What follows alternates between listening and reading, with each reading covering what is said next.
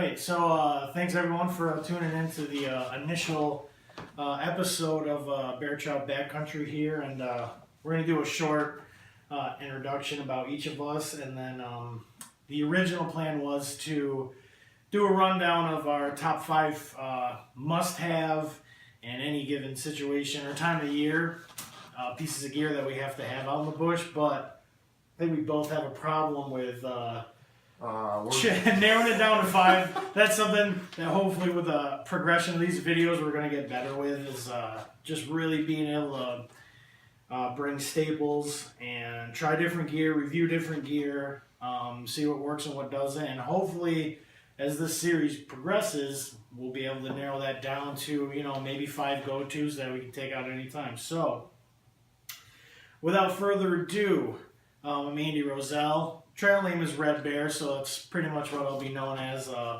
for the purposes of this series. Both live currently in upstate New York right now, so just a huge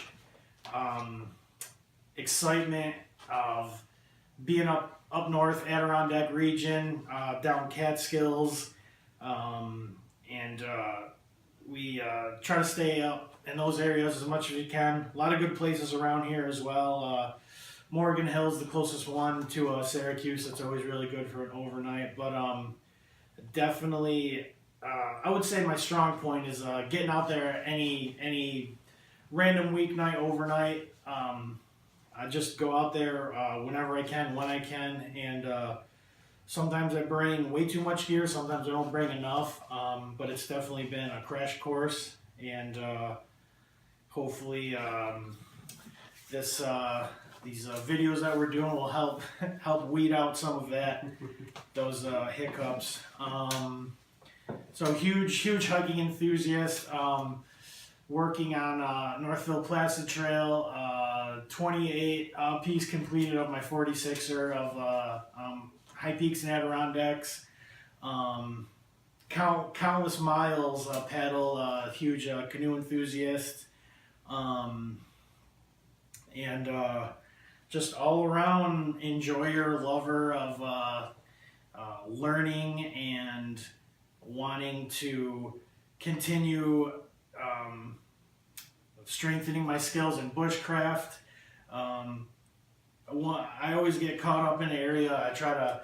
We're both gearheads. There are no two ways around that. So I'm constantly caught up between a world of really wanting to bring nothing and just really rely on what's out there and really use what's out in the woods. And on the other hand, I have so many gadgets that I constantly just want to use all the time. So another purpose for me, what I hope to get out of showing you guys this series, is striking that happy medium of bringing just what I need to, and we'll be each time we go out together, we'll be showing you guys a different set of gears or set of skills, and we'll focus cutting implements one day, or we'll focus on paracord structures. This guy over here is the knot wizard.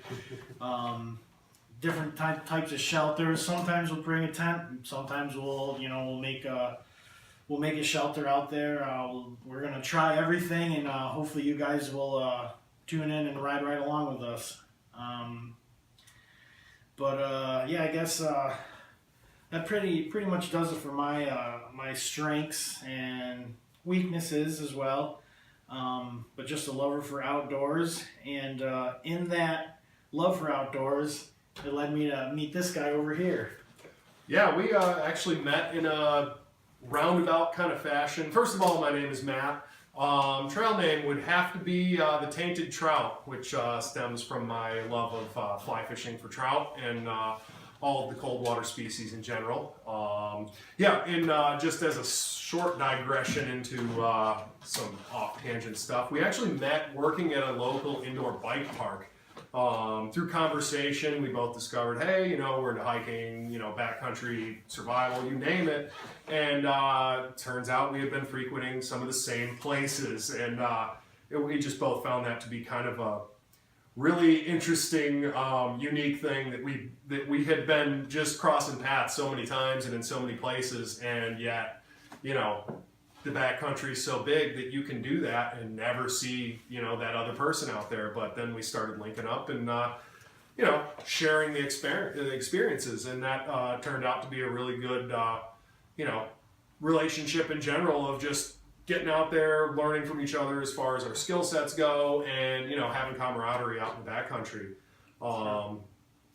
You know, I'm as well a gearhead. I collect lots of outdoor gadgets and things that are useful, some things that are not useful, just like them because they're kind of fun to mess with out there. It's really an addiction. It's an affliction and an addiction. It's terrible. It will break your wallet very quickly. As I found this week, I just recently ordered a bunch of stuff, new stuff, some of the stuff he's already got, and I'm awaiting my packages from the post service and tracking them all the time, just hoping that they'll get here faster. But anyway, that'll be awesome. I guess some of my background would be, well, I started in the outdoors in rock climbing and mountaineering. Actually guided for a number of years until family life took over, and that really doesn't support family unless you're guiding, you know, in really remote places, getting big bucks. And I was just doing kind of the small, you know, smaller scale operations, but climbed all over the country, outside of the country. So my take on outdoor movement and, you know, in the backcountry is a little different.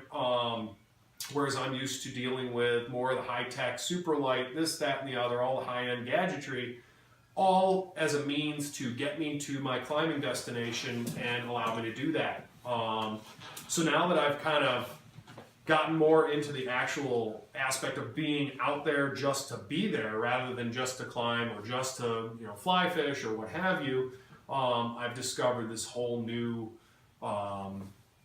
you know, happiness in just doing the actual the journey is actually, you know, making the steps, not just getting from point A to point B. It's being out there and just doing it. So